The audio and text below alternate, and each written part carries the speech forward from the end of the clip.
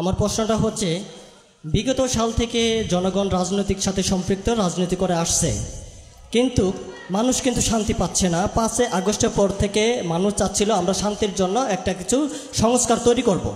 5 আগস্টের পর থেকে মানুষ চাচ্ছে বিভিন্ন প্রেক্ষাপটের দিক থেকে সংস্কার তৈরি করার জন্য, সৃষ্টি করার জন্য, কিন্তু মানুষের মনে আজও কিন্তু শান্তি আসছে না। বিভিন্ন ইস্যু করে বিভিন্ন রাজনৈতিক দল প্রেক্ষাপটের দিক থেকে এক এক দল এক একভাবে ঢাকাতে এসে ভিড় জমাচ্ছে, যমুনার সামনে এসে প্রতিবাদ করছে, কিন্তু এই প্রতিবাদের কোনো কিন্তু উত্তর তারা পাচ্ছে না। এখন আমার কথা হচ্ছে, তাহলে জনগণ যদি শান্তি পেতে চায়, এই মানুষ যদি শান্তি পেতে চায়, এখন সেনাবাহিনীর কাছে যাচ্ছে, সামরিক বেসামরিকের বাহিনীর কাছে যাচ্ছে, ছাত্র জনতার কাছে যাচ্ছে, তবুও কিন্তু মানুষ শান্তি পাচ্ছে না। এখন সাধারণ জনগণ, সামরিক বেসামরিক এবং ছাত্র জনতা সবাই মিলে যদি আমরা আপনার কাছে এবং কি শান্তি কামনা করি এবং কি রাষ্ট্র পরিচালনা করার জন্য আপনাকে একটা দায়িত্ব দেই, আপনি কিভাবে রাষ্ট্র পরিচালনা করবেন এবং কি মানুষকে শান্তি দিবেন, এটা আমার প্রশ্ন, এটা আমি জানতে চাই।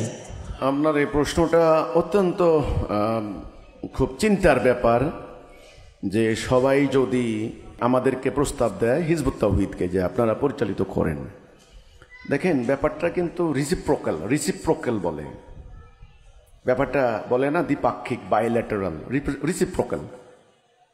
খালি একপক্ষীয় বললে হবে না, এখানে জনগণের ইচ্ছা, আকাঙ্ক্ষা, অভিপ্রায়, আস্থা, বিশ্বাস, এটা মোস্ট ইম্পর্টেন্ট।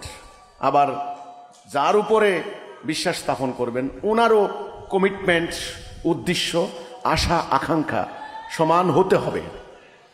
জনগণ যদি এই কথাটা বলে, অন্তত একটা কথা বলতে হবে জনগণকে, যে আমরা আল্লাহ যেটা আদেশ করেছেন, আমরা আল্লাহর আদেশের বাহিরে যাব না, আল্লাহর আনুগত্য লঙ্ঘন করব না, আল্লাহর হুকুম মোতাবেক আপনি আমাদেরকে পরিচালিত করেন।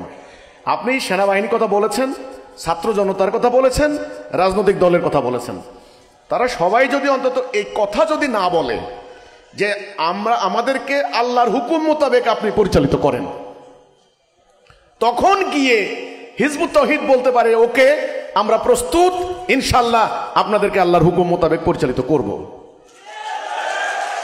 এখন জনগণ ওরা যদি বলে আমরা গণতন্ত্র মানি, আমরা সমাজতন্ত্র মানি, আমরা জাতীয়তাবাদ মানি, আমরা সেকুলারিজম মানি, আমরা আল্লাহর হুকুম মানি না, তো ওদেরকে কে আপনার নিয়ন্ত্রণ করবে আপনি বলেন?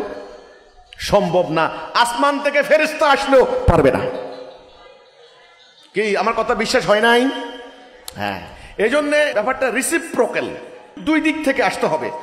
জনগণ সবাই মিলে এই অনুভূতি ওদের ভিতরে জাগ্রত হতে হবে। এতদিন থেকে আমরা আল্লাহর আনুগত্য করি নাই, ইবলিসের আনুগত্য করেছি, এখন আমরা সিদ্ধান্ত নিয়েছি আমরা আল্লাহর আনুগত্য করব, আপনি আমাদেরকে আল্লাহর হুকুম মোতাবেক পরিচালিত করেন। তখন ইনশাআল্লাহ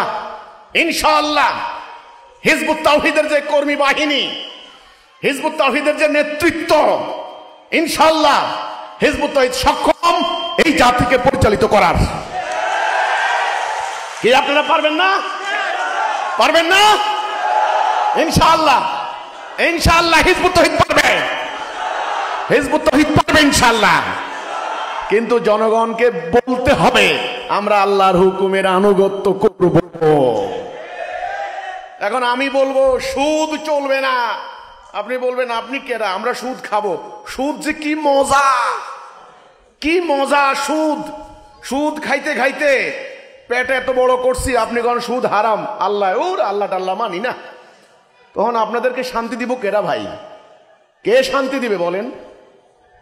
তো কাজেই জনগণের পক্ষ থেকেও আশা আকাঙ্ক্ষা জাগ্রত হতে হবে যে আমরা আল্লাহর হুকুম মানব। এই জন্যই তো ইসলামের আগে নামাজ না, আগে ঈমান। আগে কি? ঈমান। এই জন্যে সমগ্র জনগণের কাছে আপনারা শুধু এই প্রস্তাব নিয়ে যান, খালি এই প্রস্তাব নিয়ে যান, আর কিচ্ছু বলার দরকার নাই। এখন কার দাড়ি লম্বা, কার দাড়ি নাই, কে মাদ্রাসার, কে সাধারণ শিক্ষিত, কে আওয়ামী লীগ, কে বিএনপি, কে জামাত শিবির, কোনো পরোয়া করবেন না। সবার কাছে যান, আপনারা যান, গ্রামে গঞ্জে শহরে নগরে বন্দরে আপনারা ছড়িয়ে পড়েন।